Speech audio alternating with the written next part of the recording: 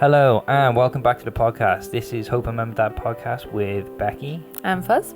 And we are all about IVF, the ups, the downs, the trials, tribulations, and other fancy words. All about IVF. We're currently waiting to receive treatment ourselves.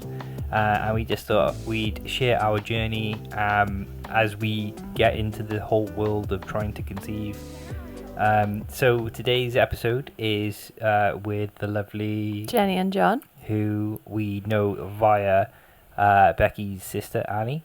Yeah, well, we grew up and went to school with Jennie. Vague, loosely. There's a bit of a connection there. Anyway, these guys shared their story. They've been through a hell of a lot. Yeah. And it's quite a positive story too. I don't want to give too much away, but if you want to hear some nice stuff with good endings and some positivity to get into your lives, this is one to listen to. But before we jump into that one, me and Becky just sort of gonna check in with you and let you know how we've been doing and life behind the lens / microphones, etc. So how are you feeling in yourself, Becky? Not like it's Tuesday. We're recording this and it's Tuesday, and I feel like it's Friday afternoon. I'm really tired. Yeah, well, that's because you're a teacher, although we're not allowed to talk about it. Yeah, we do. Secret teacher. No, you always...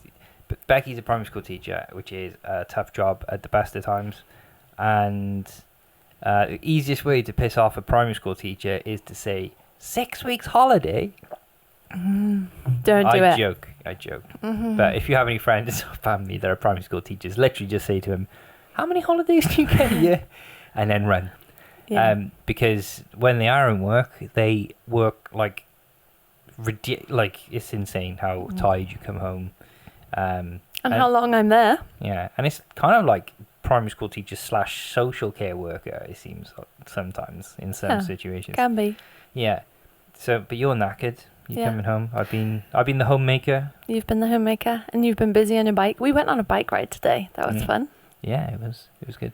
Nice. Short but sweet, but still lovely. Wow, that's the thing. You gotta ease into it. Like I've been training for my Ironman, so I've been doing lots of long distance bike rides, 300, I think. Yeah, I know I did 300 kilometers on a bike last week, which was good. Yeah. But I gotta be a little bit not careful. But I gotta I'm gonna work on stretching. I know we've got some friends, the yoga smiths up in the Wirral. They've been doing some online. That's a shout out. Wow, I just did a shout out. Yeah. Yoga smiths. They're doing a lot of online stuff, so I might get in touch with them about doing some stretching and things like that, and just to feel better with myself, because I've been a bit anxiety-y just lately. Well, I think most people are, but if you get it, if you sort of suffer with getting low sometimes and being anxious and that, then it's not a good time for dealing with all that anyway. Yeah. So I've been trying to keep busy on the bike.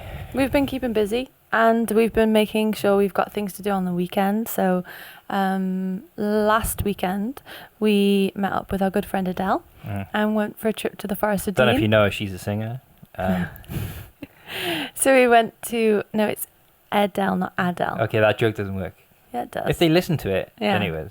Anyway, we went to the Forest of Dean and we had a gorgeous walk and a bit of a picnic, but it was quite eventful, wasn't it? It was gorgeous.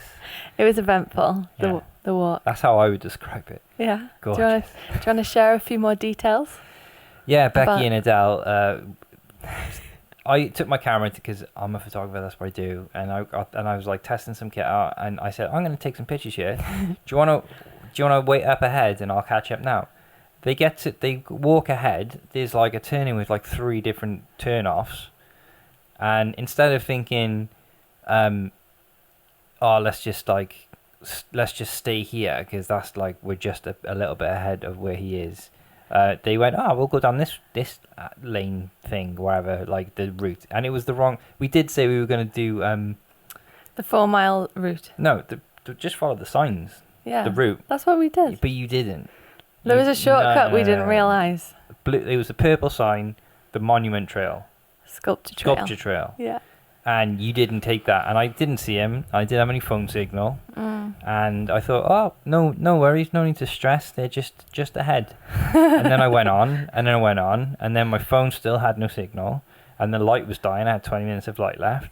I didn't have any Google Maps saved, and I was like, I'm lost now. I'm gonna die in the woods. Yeah, and it was a bit of an ordeal. And then on the way, I ended up having to like going down a gorge and climb up Every time semi-cliff you've thing. retold this story, you've described that with a different adjective. Ravine, gorge, trench, and every time you say it, it's a bit more dramatic. It's less dramatic. A gorge. It's less. I'm going less dramatic. Next time it'll be a canyon. No. It's a thing. It's a gap in the with the river runs through, but it's not a river. I don't know what you call that. So anyway, got out of there, and then I was like, fine. And then I was like, I kind of got my bearings, and I was like, no, actually, my Garmin watch has got this feature on it where because I put it on for a hike to record. Yeah. And then I didn't realize, but I was like looking through it, and you can retrace your steps via it. And I kind of figured out the last bit from that, but it was pitch black. And I heard this massive, like, rustling. I was like, oh, do they have foxes or something here? And then I was like, oh, Becky said something about wild boars.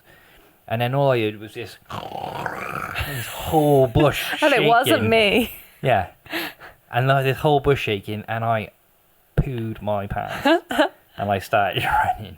All the while, me and Adele were just enjoying our little Marks and Spencer picnic. Yeah. Like, very bourgeois. He's taking a long time. We were really quick.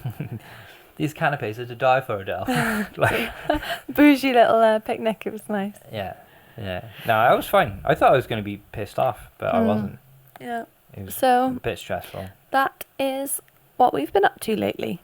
So, if anyone is interested in IVF abroad and would like to know a bit more about that, then stay tuned and enjoy listening to our little chat and conversation with Jennie and Jon. It's a positive one. Hope you enjoy it. Yeah.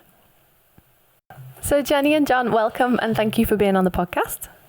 You're welcome. It's great to have you here. How are you both doing? Very well. Yeah. Just a bit sleep deprived, but not too bad. All worth it. Do you want to just tell us a little bit about how Sofia came to be? Sofia is the end. Well, it's at the end. It's been a very long journey to get here. Yeah. So we got married in 2013. Started trying straight away, as you do. Yep. But I previously had an operation when I was 12. That meant I had a lot of adhesions, so everything was stuck together. So our bowel, bladder, fallopian tubes, ovaries, everything was stuck together. When they said you might have difficulty conceiving. Yeah. So when we started trying, nothing had happened after a year. We went to the doctors and said, look, nothing's happening and whatever. So we were referred for do all the usual tests, but they said likelihood is it'll be the adhesions that are causing the problem. So we were referred for IVF, and then we had 3 rounds. We were really, really lucky. We had 3 rounds on the NHS. Unfortunately, none of them worked out. And then we researched a clinic in Greece called Serum, who aim to get you pregnant naturally. And they did some infection screening tests on me, and found that there was some infection. So we both took antibiotics for about 3 weeks, and I fell pregnant naturally. Wow. But yeah, which was after, how long have we been trying now? About 4 years, 5 years? I think it was 4.5 years, wasn't it? 2018, start 2018, about 4.5 years. About 4.5 years. So we were like, whoa, this can actually happen. And I was due to go, I went over to, hello gorgeous. I went over to Greece with my mum, because it was a planned visit anyway. But while I was over there, I started bleeding, and they thought I'd miscarried because my hormone levels were going down. But then when we came back to England, the pregnancy test was still showing positive, and increasingly so. So I had scans and all sorts, and it was ectopic. So I actually had an operation then to remove my left fallopian tube. And then when they were in there, they said, look, your right fallopian tube's rubbish. It's blocked. It's massive. It's nowhere near the ovary, so it's probably going to be absolutely useless. Best thing is to have it out. So at the end of that year, I had a second surgery to have that tube removed. Yeah. So then effectively, I've got no tubes now. And then what did we do? We did another round. So we thought, well, now I've got no tubes, there might be higher chances of working. Yeah. So we stayed in England to have a round of IVF in England. Was that privately this time? Yeah. That was private. Yeah. And then because we'd researched go up to Greece to Serum to have around there, but we just decided logistically we just didn't know how it would work. We felt we knew the system here in England and things like that. So we stayed with our previous consultant. Right. Yeah. But unfortunately that round didn't work. But literally as soon as we knew that hadn't worked, I went, right, we're going to Greece. That's it, we're going to Greece. I don't care what we're doing. And then so I emailed them like, how soon can we come over?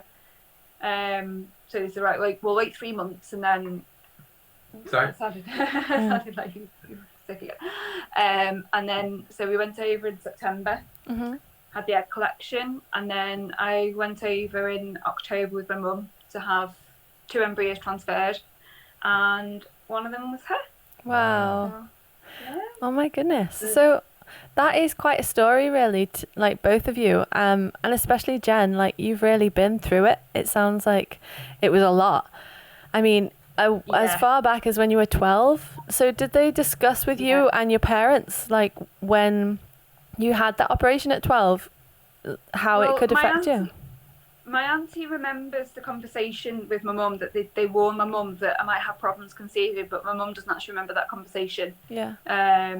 But you just tend to think everything's going to be fine. Yeah. It won't happen to us. It'll all be fine. Yeah. You know, we'll be the ones it'll work for, and it'll be fine. Yeah. And when we did start the IVF process, they did a test to check the check my tubes, and it's called a lap and dye test or HICOSI. I can't remember the exact long name, but it's Hydra something, which showed that my tubes were clear. The dye actually went through. Yeah. But evidently, they obviously didn't work. Yeah. So I was just interested. You said that you after you got married in 2013, you started trying. Then you sort of checked. You went and got some medical advice after about a year of trying and nothing happening. And then, just to clarify, like you were trying for 4 or 5 years. That's not IVF, is that or is that IVF? Oh, that's IVF. But we're also trying obviously naturally every month. Yeah. So I just think, I think that might have got a bit confusing because obviously I think Becky already knows that bit. But so for the listeners, just to bullet point the timeline again. So it was got married in 2013, trying to conceive for a year, nothing happened, went to the doctors sent you for tests and investigations and stuff, said it's probably your tubes and all that kind of stuff, and then you started doing IVF in the UK for like 4 or 5 years. Wow. So and then what I think is really interesting is the fact that you did 4 or 5 years, numerous rounds, I imagine, right? And then went to Greece and did like an alternative kind of thing, because it's obviously a medical procedure and they proper medical people, I imagine, but it sounds a bit different to what people think of. And you got pregnant naturally, which is like nuts. Was it a shock when that happened for you guys? Oh yeah. Well, what we were doing was I was going over with my mum, and they were going to perform an ultrasound scan to check my womb and environment and the tubes and everything like that. And so I had to have my period before I went over to Greece. Yeah. And I was waiting, and I was regular with clockwork. I'll say regular. My cycles were quite long, but I was regular with anything. And it just wasn't coming. And I was like, this, I should have been on by now. And so then I did the test, and it was positive. It was very, very faint positive. Yeah. But it was still positive, and that was a complete shock. Yeah. Absolutely. Because you obviously do tests every month, and like you've never had a positive before that. Yeah. No, never had a positive before that. Not even with the IVF. Not with all the transfers and everything we'd had. I'm so sorry I'm sorry that it didn't work out, that one. Yeah. Must have been. But you got that awesome bundle of joy there, right, on your lap. So. Yeah. Exactly. Yeah. So it's like, things like we were still living in a flat at that time, a second floor flat, and John was studying for a law degree, and so things. Whilst obviously the baby would have fitted into that, looking back, it's like, was that the perfect time, or was now the perfect time? Yeah. And it's possibly now. Yeah. Yeah, definitely. It's awesome to see babies. Yeah. Like after all the stuff we talk about, and people, and the waiting around, and the heartache, and the downs. It's awesome to see the ups and the positives. Yeah. Actual success, because it's a long road. Like, you've been on a really long road, guys. So on your NHS cycles, did you have 3 rounds, and were they all like fresh transfers? The first round, there was a delay in the first, so it was a fresh transfer, but it wasn't directly after my egg collection. We got 16 eggs the first round. That's quite a lot, right? 4.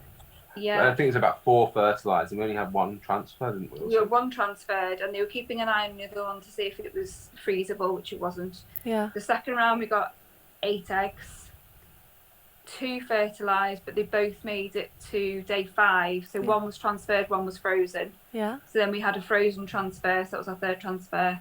And then the 3rd round, we had 17 eggs. Do you know, all the numbers escape me now? Yeah. More though. We had 2 transferred at the same time. And it wasn't to be. Yeah. So did they after each round, did they sort of tweak the recipe of what they were doing, kind of thing, like? They did for they did for the 3rd one. They for the 2nd round, I had the same amount of drugs as the first one, as the first round. But obviously got fewer eggs, so then on the 3rd round they upped the drugs, so we can get more eggs again. And then we sort of wondered, well, hold on the round we got the fewer eggs, they were actually the better quality embryos. Yeah. So our best to do fewer eggs in the hope that the quality will be better. Yeah. So then on the 4th round, the private round, we got 5 eggs, all 5 fertilised, didn't they? Yeah. Wow. But only 1 made it to day 5. Okay. And that sadly didn't work either. Yeah. And went to Greece, and we got. And then it was and then Greece, they did. I would say probably, they definitely did different drugs. They were stimulated in a different way. So they used Clomid as a stimulator instead of and the. I've heard about that. Merianal every other day, or it was a low dose every day, or whatever it was. Yeah. So they did try different things in a way. Yeah. And after I'd had the tests and stuff from Greece, we then did antibiotics with the 4th round, with the private cycle. Yeah. Did you think maybe the the first thing I think of when you told me that was like, wow, did the NHS even check you for infections and stuff? Is that a different part of the? No, they don't test. No. It's not a routine test on the NHS. No, you can pay for it. Now they're called Alice and Emma tests. Yeah. Okay. And yes, you can pay for them privately alongside the NHS, but the NHS don't screen for them. Yeah. Because I know we got a lot of friends in America and stuff, and we spoke to people like without medical care, medical insurance, and sometimes like what people do is they just buy the antibiotics without having the tests for stuff. Like if they stand on a nail, or tetanus shots and stuff not like that. fertility wise. No. Well, maybe we haven't spoken to anyone about fertility stuff, but it's really interesting. No, just buy them, and you buy them on the internet, take them, and then like sometimes it's quite dangerous, really, isn't it? Yeah. No, I'm not. please, Don't anyone do it. listening, do not do that. I'm just interested in how. I know you weren't condoning it. Yeah. I do not condone taking medication without a doctor's prescription. But yeah, so do you think that's like a big thing in the UK? Do you think that affects a lot of people, like this infection stuff? That I would think so. I mean, it's obviously difficult to know exactly. Yeah, you don't know how too much many about it on the grand scale of things. And I mean, fertility is just so unknown that it might have been that because we also went sugar free that month as well. Yeah. Maybe your bodies were kind of freaking out a bit, and yeah, so it could be that we went sugar free that month. That could have been why we got pregnant naturally. Yeah. It could be that it might not have been the antibiotics at all. It just might have been an absolute fluke that we got pregnant this time. Yeah. It's just it's hard, isn't it? Because like so unknown. Yeah. And what's right for someone isn't necessarily right for other people. And timing as well. And like you said, the different transfers and stuff that you had, and the different quality, the variance and the difference of quality in eggs and the amount of eggs. It's like me and Becky are kind of like always talking about this. Becky's like, maybe we should do this and maybe we should do that, and trying to hedge your bets as much as possible, which is like it's desperation, really, isn't it? That's where you try everything. But that's what everyone does, and I'm kind of and I try and sort of balance the boat out a bit and go, okay, but like, just I think if it makes you happy, do it. But maybe that is the actual thing. Do you know what I mean? The stress and the sort of feeling okay about it, which is. Yeah. I can't tell you how many supplements or how many different supplements I tried. Yeah. Or I took over those few years. I just lost track. Did you feel better for it? It's difficult to say. Because you were stressed about the situation, so it's hard to know, I guess. It's probably knowing I was doing something to try and help. Yeah. That I was all right. Something practical that I could do rather than waiting for our next appointment or next month or. It's so annoying, isn't it? Like that's IVF is just waiting. Yeah. If someone said, "What's IVF like?" You go, "Oh well, have you ever waited for anything?" It's like that. Yeah. It's just literally. Yeah, waiting. but once you start, it's like shoom, it just goes, doesn't it? Once you start with that first injection or something like that, it just goes so quickly. Yeah. And then when you stop the injections, when you've had the egg collection, you're waiting for transfer, that time is just sort of like, it goes so slowly. The worst 2-week wait ever. Yeah, or after transfer, that's the longest 2 weeks of your life ever. Well, 10 days is just, just so long, isn't it? Yeah. How, can you tell us a little bit about the birthday, the labor, the arrival of this little awesome creature? Well, I had Daddy's got it figured out. It was an IVF baby. I was under consultation. Yeah. Yeah. I'm back in this thing, the swing. Okay. See if I calm it down. I'll bring her back in a minute. Off to the pub. Just taking her out to the swing. We've got this swing which is brilliant. It's like a rocking swing, and and it's got lights above it. Cool. I want one. Yeah.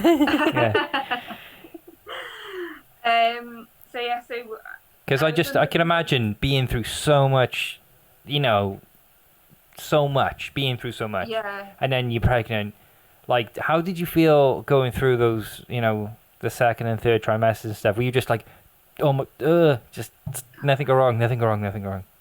Oh yeah, well certainly the first trimester, before you can start to feel movements and you know that there's something there, it's so nerve-wracking. And I actually started bleeding after 6 weeks. And I was like, we're losing it. Because you've gone there before, yeah. Yeah, and we so I went for an early scan, and they warn you. They say, look, I'll have a look around first, and then we'll tell you, the results, kind of thing. And because you're lying there thinking, please be okay, please be okay, please be okay. And then they said, yeah, there's the heartbeat, and there's the baby, and it's all okay. And you're just like, oh gosh. Yeah. That can happen. Just bleeding can just happen a bit, right? Yeah. Yeah, it can be completely natural, completely normal. Can be the embryo just burying in a little bit more, a bit deeply into the lining. But they actually think that because we had 2 embryos transferred, they actually think that the second one started to develop and then stopped, and my body was getting rid of that embryo. But she said the baby was far enough away from that embryo that it wasn't going to affect it, which is brilliant. Wow. And then I think I had another bleed. I had another red bleed. I can't remember the exact. So we had scans at week 6, 7, and I think we paid for private one at week 8 or week 9. I can't remember.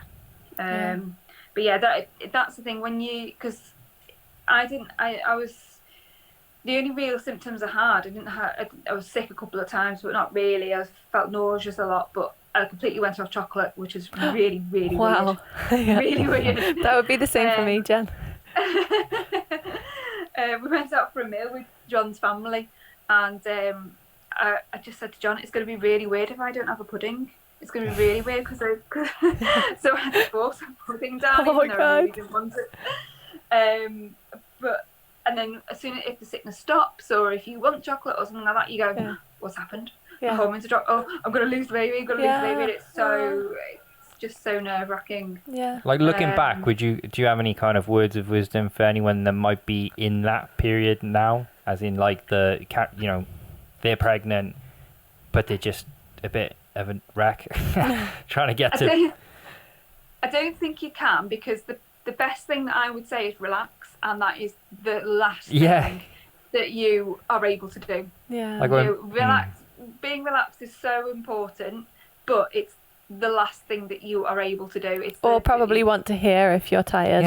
Relax. Yeah. People say, "Oh, just relax, it'll happen." You're like, get lost. like, yeah, exactly. I think it is truly so important to find something that does relax you. So, going for a walk. I got the colouring books, the adult colouring books, and things like that. Well, one thing I could think of, just to sort of that might help people sort of relax and see a bit of light at the end of the tunnel, is if they look at your story, which is very long and lots of ups and lots of things not quite working out. Yeah. So, but you have an awesome little family. So you got there. That might, so gives you hope. Yeah, because I think that your story in particular, you've been through quite a lot of, Becky knows more. She's like the expert in people's stories, because that's all she is reading and doing all the time. Yeah. But I mean, am I wrong in saying that you had an unusually long and sort of semi-complicated journey when it comes to IVF? Probably. Like most people would have got done a little bit sooner or swiftly. From what I've heard, I think it's so personal. There's so many long ones. There's so many short ones. But you just can't even predict it, can you?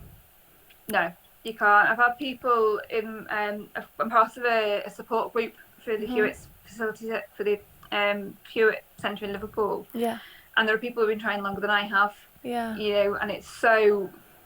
You feel almost guilty when you come to the group and say it worked, I'm pregnant, and then there's other people who have IVF and it works first time. Yeah. And then you have this moment where you go, I'm really, really jealous. Yeah. But then you go, okay, really happy for you. Yeah. And it's almost like they know the difficulty that you've been through. So, and vice versa. Like, I know anyone who's going through IVF, I know how tough it is. Yeah. And I think you guys are so brave by talking about it even before it's happening, because John and I were so closed about it while we were going through it. I think partly we didn't want all the questions and, when's your next appointment? How's it going? You've had your transfer. Are you still waiting? Are you pregnant or you're not? And those sorts of things. So we've sort of kept it fairly quiet. I mean, obviously family and friends and stuff knew about it, but we've kept it fairly quiet until obviously our happy ending, if you like, until Sofia came along. Just because of that, but now it's just given that, as you say, it's been such a long journey. It's nice to give that hope at the end of the journey and to say it can work, it does work. Yeah, and support other people like you're doing, because that's why we do it, just to share stories and like you say. And people listening that might be going through a bit of a rough patch at the moment, you know, hopefully they can like listen and see the end of your sort of story so far, and you know, feel a bit more positive and hopeful about it. Yeah, definitely. Like, I know it's such a personal thing. That's one thing that I'm really like getting. I'm really like finding out from everyone that we speak to is that like you know, I always ask people, oh, would you give any advice to people, or would you, you know, do you have any sort of tips or things that you think might be helpful for other people? And they always have a few, but then they always precursor it with but yeah, like, this is just what I wanted or did and felt like, and it's so personal that you can't. But just listening to other people's kind of quirks and things I is think helpful. because it's such well, it's described all the time as like a roller coaster, and I think the actual journey, because you can't predict it, and also because it twists and turns all the time, but also because your emotional state throughout it, through like you've mentioned just before, when you're actually finally pregnant and going through the infertility and the IVF, like, you can be happy and excited from one day and then depressed and down and vulnerable the next. So it's trying to remember. Isn't that all pregnancy anyway? Regardless. Probably, but it's just prolonged, isn't it, for years when you're going through this? It was really weird because when we finally got pregnant, I was sort of like, I don't know what to do now. I don't know what to expect. With the IVF, I knew what to expect. I knew what to expect when I had the hormones. I knew how to feel, and you know, I knew how to expect when I had the embryo transfer. And I knew how I felt or how to feel when if it was negative and things like that. But now I got this positive, and I'm thinking, what do I do now? What do I think? What do I worry about? Is it safe to be excited? Exactly. When did you have a point where you kind of let yourself kind of think, you know, get a bit excited and be, you know, relishing it, and or was it literally birthday? Probably when she started moving inside me, when you feel those kicks and you feel those movements, you go, wow, this is real. I've got a baby inside me. And it's just the most amazing feeling. It's just absolutely incredible. But now it's weird how you then move on to your next stage, because now I can't remember being pregnant. Like, it's really weird. It's because you're knackered all the time. Yeah, probably. Now she's here, obviously we've got to focus on her. I mean, you mentioned the birth story a bit earlier. We had, you know, we had to be induced, and we were over 24 hours in labour, and then they said, right, okay, we're you know, enough now, we're getting her out. So she came out the sunroof, which was more difficult than I thought. It was obviously easy for me. I was lying back on a table. Well, not easy, because you went through 24 hours of labour first, Jen. Well, I did, yeah. Did they ask you about it? Did they say, was it part of the plan before? Did you speak to anyone, you know? No, they just went, oh, whatever happens, happens. Oh, yeah, well, that's what I was like. I mean, I wanted a water birth, but that didn't happen. Because as soon as you go for induction, you're considered high risk. So they said, no. So then once I knew I wasn't going to be able to get in the pool, I was like, right, I'm having everything, pain relief wise, I'm having everything that I need. So I had an epidural. So they started labour on Sunday afternoon, broke my waters, went on the drip, and then I had an epidural Monday morning, and then it was Monday, and I was progressing really well, and they said, right, you know 9.5 centimetres, nearly ready, and I was at that for about 4 hours. Wow. And it was 6 o'clock in the evening that the doctor came in, examined me, and went, I'm not happy. She's going to start, well, we didn't know it was a girl, but we said, the baby's going to start getting distressed. We need to get her out. And then she was born at 7:30. But it's that, so in that respect, I kind of expected the worst. So even in the house and stuff, I had things ready. So you know, if I do have a section, if I do have a cesarean, then I won't be able to do this. But it's probably part of my job as well. What is it you do again, Jen? Occupational therapist. Oh, yeah. Okay. So you prep the house for all different scenarios. Yeah. I want to get my desk marked by you. Like, I've built my own ergonomic desk with like all pads, because it kept getting wrist off. I'll have to get my... but even the practical things, like I had we've got a cabin bed in the little bedroom, so I put the changing mat on there, because I thought I'm not going to be able to lean down, I'm not going to be able to lift her up from height, and just things like that. Just life hacks, I would call them. Yeah. But common sense. Common sense. But super organised common sense, because you did it, you preempted it. I spoke to an occupational therapist before, and the example that they gave me, the wow example was like, say you go put something in your boot, and it's at the back of the boot. And he's like, how do you lift it up? And people like lean over and bend over and pick it up. And he goes, watch this, and he just slides it to the edge of the boot and picks it up. And I was like, so simple, but how many people's backs have gone put out because Absolutely. Because they bend in the wrong way or twist in the wrong way or So did you have to stay in hospital long? Because obviously, for anyone listening in the future, Sofia is probably going to be considered a COVID baby. There's a huge generation of people who are either born during COVID or were conceived during COVID. So I guess they're all going to be banded into one happy bundle. So how was that experience? Was Jon allowed into the labour with you? Or? When was this? Sorry. 2 months ago. Wow, I didn't. July. Wow. You met Sofia like 5 minutes ago. How old did you think? I thought she was older than 2 months. No. Oh, she's huge. She's fresh. She's a patty. I didn't say gorgeous. that. But She's got gorgeous little cheeks. She's got a very long back. Yeah. So, she's big. Wow. So I didn't know that at all. So 2 months. Were you like, so not only have I just like been stressed and gone through hell to get here, I've got like the end of the world happening at the same time as well. Yay. Yeah. Well, because we went in, no, not at all. We went in when I was 39 weeks. So we went in on the 9th of July. And then they said, because I'd had a couple of sweeps, they said, right, you're 3 centimetres dilated already. We could break your waters. You're progressing really well. So we're just waiting for space on labour ward. As soon as there's space, you can go down. Right, okay. So then we waited and we waited and we waited. And it wasn't until Sunday evening that we went down. Yeah. So we were literally stuck in a room. So Jon was able to come in with me. Yeah, that's but good. He wasn't able to leave. He could go to the hospital canteen, and that was it. Yeah. So we got proper cabin fever, and they were waking me every 4 hours to do my obs. Why, I don't know, because they wouldn't have been doing that if I was at home. So we were tired already. Yeah. And Jon was like, well, this is eating into my paternity leave. Can't we just, could we go home, come back when there's space? And I said, no, you've got to be here, because when there's space, we'll move you down immediately.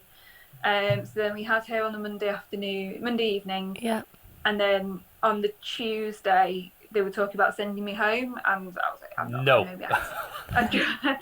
I did. I mean, they got me up at 3 o'clock in the morning, bless it. They're like, and I walked and I had a shower the next morning, and I was progressing really well, but her feeding wasn't brilliant. I was having a problem with feeding, so we stayed until the Thursday. Yeah, well, you've just been through an operation as well, and I know it was COVID, but even if it wasn't COVID, I think they sounds like they get people out pretty quick.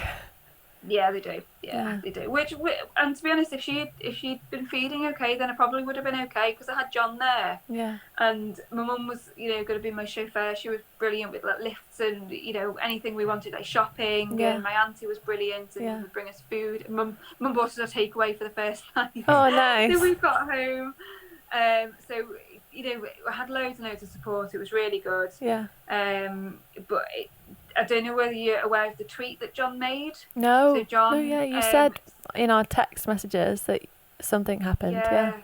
So when she was, so on the Tuesday, we sort of announced it on Facebook, and Jon did a tweet and basically said, this is, and I just did a bit of a summary of our journey. Yeah. And said, that people don't give up hope and things like that. And somehow, we're not quite sure how, it went pretty viral. Wow. And it ended up, I think, 5.5 million people viewed it. Oh my goodness! No, I had no idea. It just absolutely went through the roof. We couldn't have asked for a bigger response. Reaction. Yeah, Twitter celebs. Yeah. So then when did we go home? Thursday. So on Friday we had a phone call with a journalist. So we were on the phone to a journalist for over an hour. And they said, right, okay, we want to do we want to do a newspaper article and the Mirror on Sunday. We're like, oh, right, okay. Granada Reports wanted to talk to us. Yeah. So they said, we're coming around on Monday, and I was thinking, this baby's a week old. Yeah, I know. What am I going to look like? Yeah, I've just had an operation. Hello, and I've just had a baby. Exactly. but it was great that we were able to get the word out there and things. Yeah. So then, I think she was 10 days old when she went on Granada Reports. And Wow. the article in the Mirror came out the week after. Yeah. But it was just, the response was just unbelievable. So top of new baby, sleep deprivation. Yeah. Celebrity status. Celebrity, Yeah. 5 minutes of fame. But and John had a lot of messages from people who were going through it as well. Yeah. Even people like from America and things like that who'd seen the tweet and said, "Well, we're going through this as well." And like it sounds, have you got any words of advice? Have you got any? This is our journey. What can you do to help? Just how can you advise us and things like that. So John was also replying to them as well as trying to look after me with the baby and everything. So it was a intense time, and it's one of those that you look back and go, how did I do that? Yeah. But then I think almost in a way the COVID situation sort of did help, if that's the right word, because we weren't inundated with visitors. So we had so my mum came round and things like that. So like a couple of times I've texted her, I was like, "Mum, can you come round, just take her while I just go and have a nap?" So she did that a couple of times. So we were able to form our own little bubble. So she was able to come round and help, but so we were sort of lucky in that respect. So we didn't have this massive influx of visitors, and no pressure. Could we come round? No pressure, because it's so difficult to say no to people that when they want to come round. And I don't want to say no to people. I like seeing people and showing her off and things. But it was quite good that we were able to space out the family visits, if you like, as well. Yeah, definitely. So we were able to, once we felt up to it, I was able to go to people's gardens, sit in people's gardens, and with Mum as chauffeur. People were able to come round to our garden and things like that. And then it was like, it's getting a bit cold for Sofia, we better go in. So we were able to sort of cut it off a little bit. So well, that's good.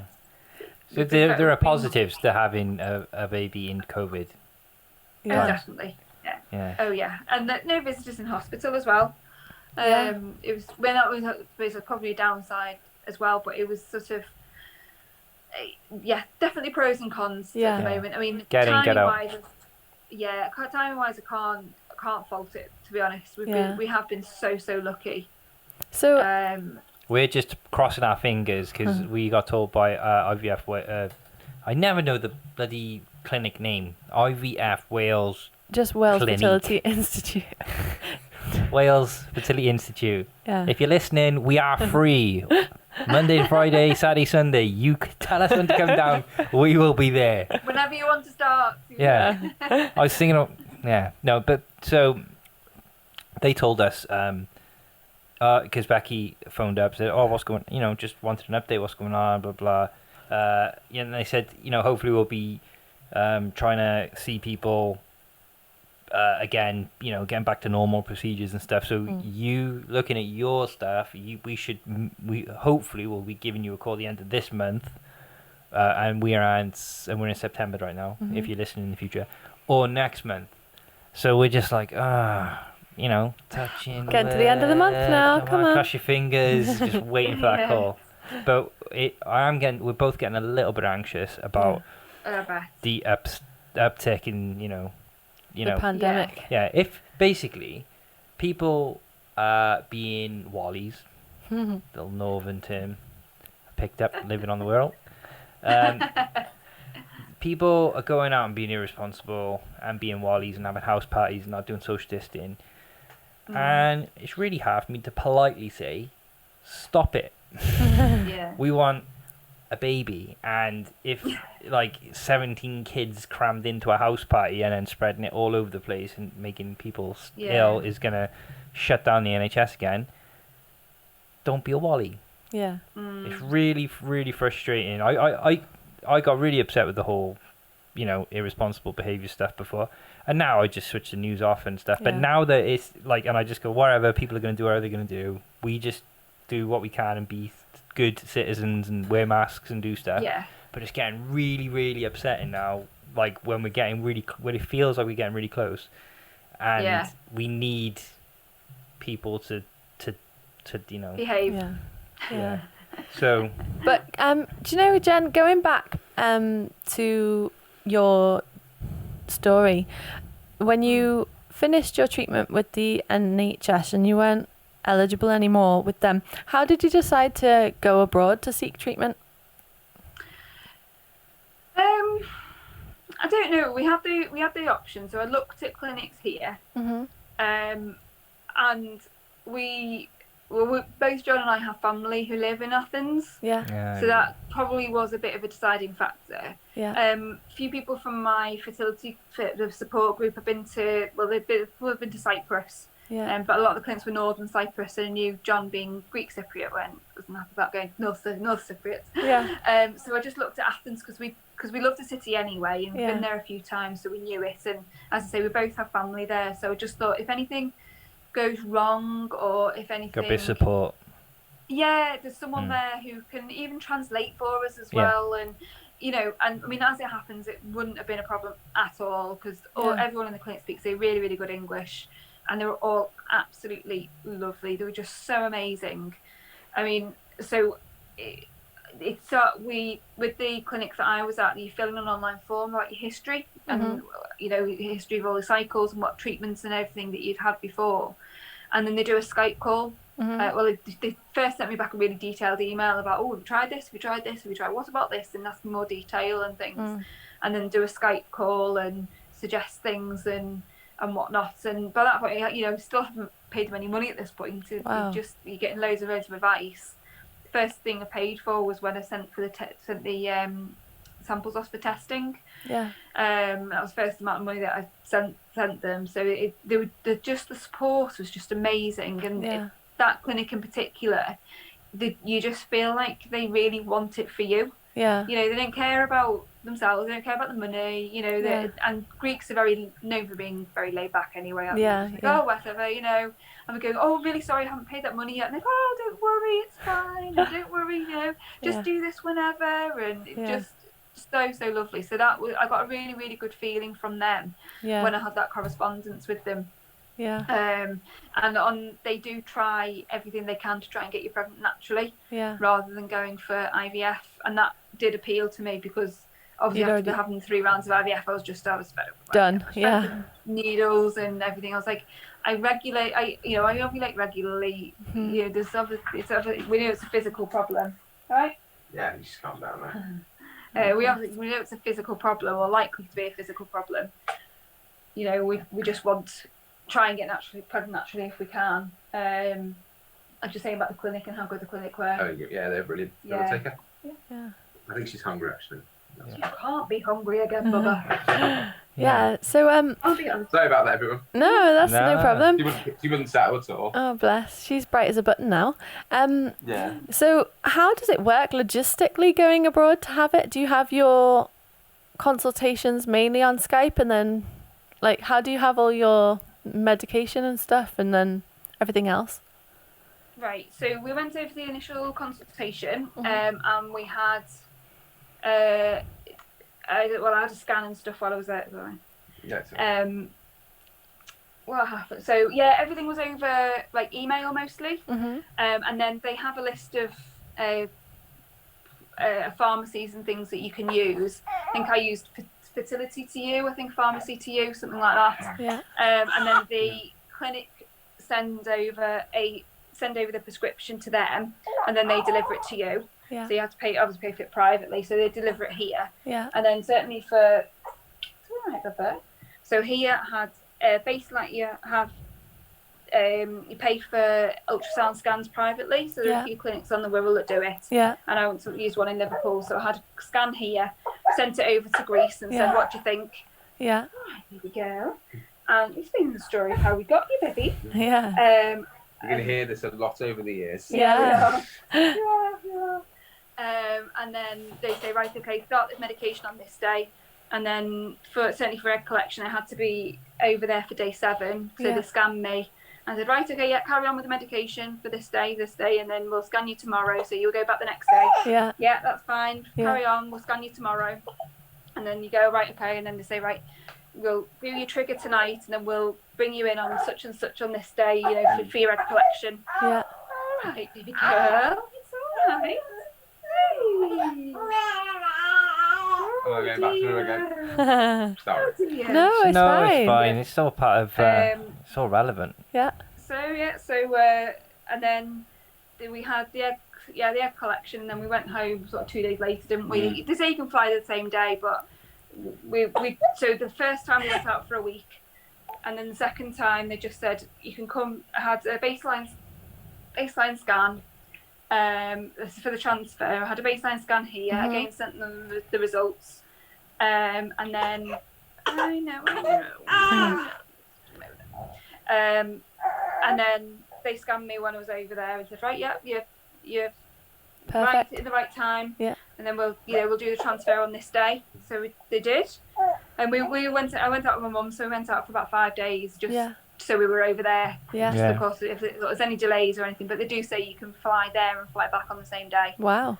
If you need to. Yeah. But obviously it's not very practical. Yeah. And then so then came home, and then that must have been October. Yeah, middle of October, wasn't it? Yeah. Middle of October, because we did end of October, because we did the test on the 9th of November. Yeah, 9th of November. Yeah. Yeah. What a nice early Christmas present. I know. Yeah. We couldn't tell you until January, could we? Yeah, we had a New Year's Eve party, and had to sort of. Yeah. I think most people did know at the New Year's Eve party anyway. We didn't have that many there. They'd all cottoned on. Everybody knew. Yeah. Just had a few people. Yeah. And they had to say, "Oh yeah, I'm not drinking." And John, we were just learning how you kind of became a celebrity when you tweeted about Sophia's arrival. Yes, that was a bit crazy. Yeah. I just put the tweet up. I didn't have many followers at all, so I didn't really expect much. And then my phone just kept buzzing in my pocket all day, the day after she was born. Yeah. So I turned off notifications, and then a few days later, it had 130,000 likes nearly. Wow. It's just crazy. Yeah. Thousands of retweets. Just, madness. Insane. So, John, like during the whole, this has been a long process, right? Yeah. You know, lots of attempts and lots of different things, wherever. Like, did you talk about it? I know you said you guys were pretty closed, and you talk about it with friends and family and stuff like that. But we were pretty close about the whole thing. I didn't really talk to anyone about it. Anyone? And I didn't like it when people tried to bring it up with me either. People started asking about it. I just didn't want to talk about it at all. Yeah. But it's a lot easier now she's here. Like, now she's here, I'm happy to go through everything, really. Yeah. But I just didn't want to talk about it until then. And obviously it's really a physical thing for women going through it as well. But for you, you're still there. Like, how did you feel emotionally watching Jen? Like, it all affects you, but also you're watching Jen, like, going that's through... the hardest bit, isn't it? Yeah. The egg collection is a lot. You don't realise it, how much the egg collection takes out of the woman. Yeah. So Jen was on gas and Aya after each one. Yeah. And I'm sitting there with her, watching her in a lot of pain. And there's just nothing I can do. Yeah. So that was hard, the transfer. You know, it was hard. It's hard every step of the way, but then, she's here now and she's noisy. Yeah, because I with me and Becky on our sort of side of things, like being the guy, I just feel like a bit useless. Like, I can't really do much. Do you know what I mean? Like, apart from do what the go to the appointments, do what I'm told. Like, there's try and be positive and things like that. I just it seems to be a thing that pops up with a lot of couples. Like, the guys are it's what you've got to do. You've got to be positive. You've got to be there for Becky. Like I was there for Jen, because I think if I'd wanted to give up, if I just couldn't do it, or wasn't supportive, would have just given up. So you've just got to, and just be aware that there's going to be extreme lows during that time, and you're just not expecting it. And you don't know what's going to be the trigger either. Yeah. With Jen, it was when a friend or family member got pregnant, she found it really hard. Yeah. Which, understandable. Mine could be just like if there's not chocolate in the house, and then I blame it on everything else. It's just that trigger, isn't it? So something small that happens that you just go, everything's it's the end of the world. But there's always a tomorrow, and there's always another day. Yeah. So it might be terrible right now, but Yeah. it'll get better, hopefully. just keep a plan, keep targets of what you wanted to do and when by, and you know, just kind of and then. But not as because they're still waiting for appointments, so it's not like I want a baby by this time. No, I know, but just Maybe you could tag Wales Institute, Wales Fertility Institute in that tweet that got millions of followers, and let them know that we're available whenever they're ready. I suppose you're right there, John. It's good to have like an idea of what you want and when, because sorry. That's okay. Sorry, say that again. I was just gonna say. Our survey says. Right. Try now. It's good to have an idea of what your idea is and when, because like you've had where you've had your 3 treatments on the NHS, your 3 cycles, then you had to make choices. So at that stage, if you get to that stage, then you need to have like an idea of what you're willing to do next, because I suppose for some we haven't really reached the stage where we were ever thinking about giving up, but I think if this Greece trip hadn't worked, we had one more cycle with what we paid for with Greece, and then if that hadn't worked, we may have started looking at other options such as adoption or donor eggs or something. Obviously, it's your last resort, but it's good to know that it's there if you need it. It's not the big. I mean, obviously, it's great that it's a biological child, but if we'd adopted one, we'd have loved it just the same. But, I mean, you never know in the future we might, but it's good to know that it is there. If Not the number of potential brothers or sisters we got. Well, it's true. We'll see what happens there. So, how do you have eggs still in the freezer, chilling? We've got 7. They'll be put in 3 goes, so it'll be a 2, a 2, and a 3. And we've decided now that that's it. If those 7 result in no more kids, then that's it. It's us 2 and Sofia. And we're happy. Obviously, if the first 2 results in twins, which is every chance it could, then we've got a decision to make about the last 5, because I don't think we're going to want more than 3. We don't know. If there's eggs left over and we're happy with our family, then we'll probably be donating them. But, Wow, that's nice. That's a good thing to do. Really generous. Decision we've got to make. We'll see. We'll see what happens. We may not end up with any on the first 2, so we'll have to go for the last 3 will go in together because they're not the best quality. They're not bad either though. They're not bad quality. Do you know that you mentioned twins? When we've spoken to people about us having IVF, the first thing people say to me is, "Oh, you might have twins," and I'm like, I think that'd be awesome. It would be awesome, but I love the way they make out like you can just order. Put 2 in, just get. But that's actually. You can. Statistically, having twins is higher, especially if you're having 2 embryos transferred. But there's actually evidence to say, especially if you have what they call ICSI, so the intercytoplasmatic sperm inject, whatever it is, where they inject the sperm into the egg. You remembered all that. Because IVF, they just put the egg and the sperm in a dish and then just wait for it to do what it does. Whereas ICSI, they inject the sperm, and they say that because they've made a little hole in the egg, then it actually it's more likely to split. So you're actually more likely to then get twins. Interesting. Identical twins. Identical twins. But obviously if you have 2 transferred, then you're more likely to get non-identical quads. twins. Or 2 pairs of identical twins. Or 2 pairs of identical twins. You've got quads. Wow. So we're gonna see, but we're happy. If it's just Sofia, it's just Sofia. Exactly. And you guys you're up on the Wirral, right? Yes. Yeah.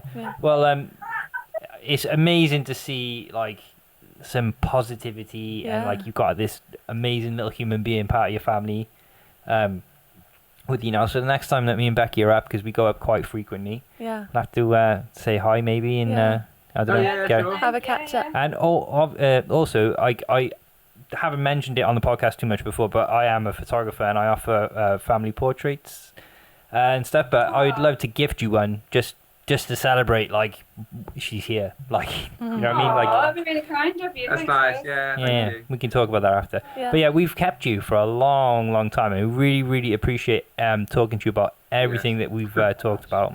That's all right. And hopefully it's given a lot of people that are not at the end of the journey so far. Like, you guys have got, like, an amazing little family, and there's a lot of people that are sort of still on the way to get into there. So, I think there's a lot of positive words in there and a lot of things to hold on to and a lot of things to look forward to.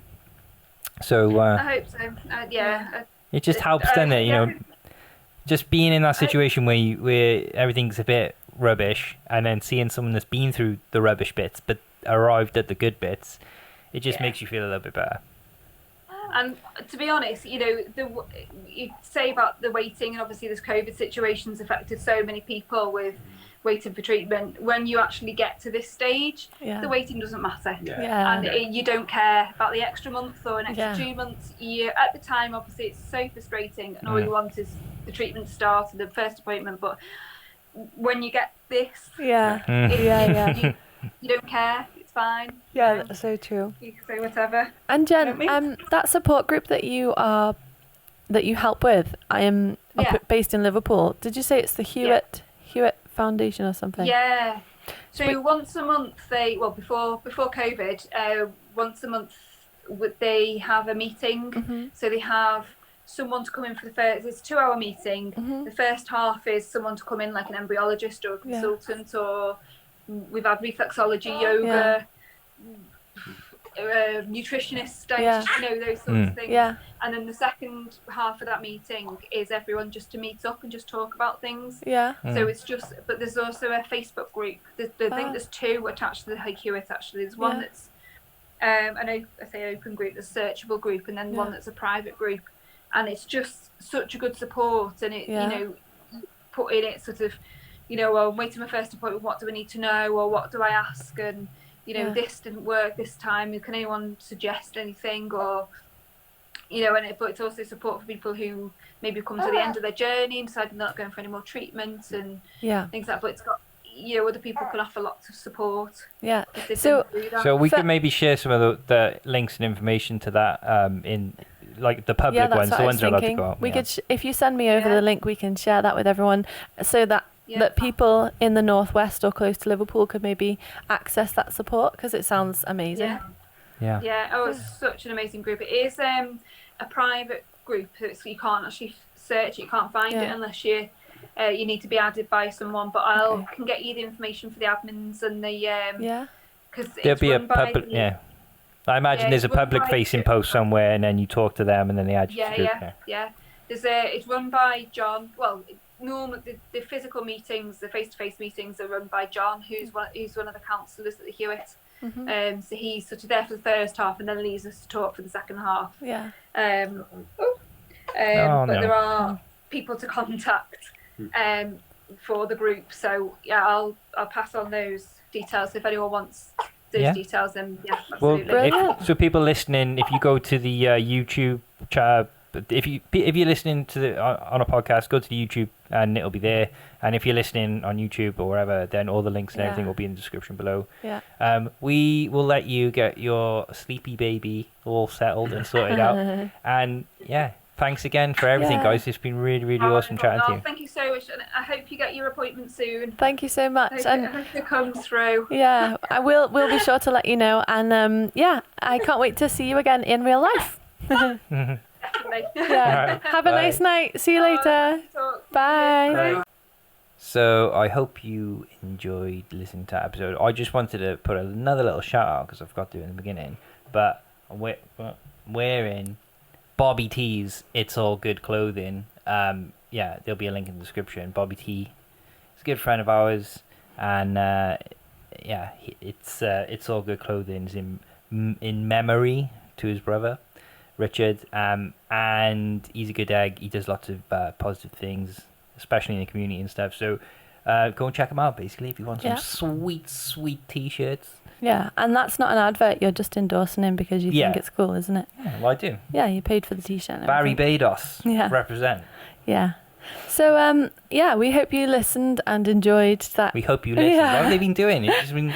We hope you enjoyed it. I enjoyed hearing all about Jennie and Jon's story. It was a long journey, wasn't it? Well, I knew kind of the basic details about how Sofia came to be, but I didn't know all the ins and outs, and I thought there were some really interesting things that happened, and it's a lot to go through. They went through a lot, so but thanks for listening. Positivity at the end, which is good. And another thing that we learnt from that conversation was that Fuzz needs a bit more teaching in recognizing babies' ages, because you didn't. I think you thought about 4 or something.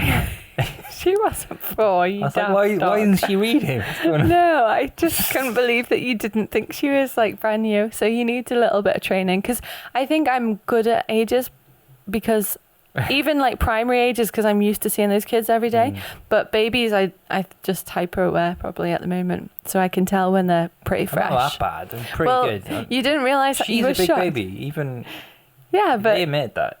yeah, I know, but I still think you're generally not that good. You're like, oh yeah, it's a baby. You don't really think about how old they are.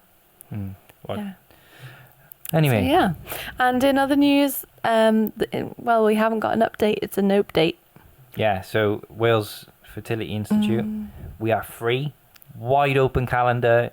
Anytime you want to give us a call, we'll come in. I'll clear whatever I've got on. I was that girl this week, and I was like, oh, hey, just to let you know. What it is, yeah, no, right. I'm just phoning up in case you lost my number. Yeah. By the way, we are available. No, I just said, it's getting to the end of the month, and I'm just being annoying.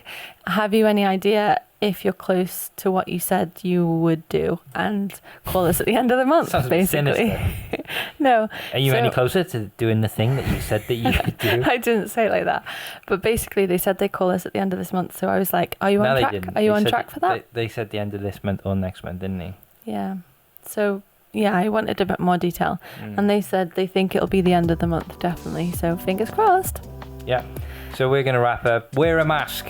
Do your bit. Be good citizens. Yeah. Do all the social distancing. If you're listening in September 2020. Yeah, because we need everyone to do what we've been asked to do, so that there's not a crazy outbreak again and our treatment gets delayed. Yes, it's selfish, but I don't care. We've been waiting a long time. Just wear a mask. Don't be a wally. Becky, you're just gonna stare at the camera like scared for a couple seconds. I thought you pressed stop record.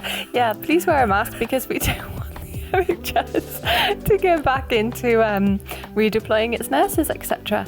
And yeah, we hope you enjoyed the podcast. Don't forget you can listen to us on YouTube, and follow us on Instagram, and check us out on Facebook at Hoping Mum and Dad. In a bit. Bye.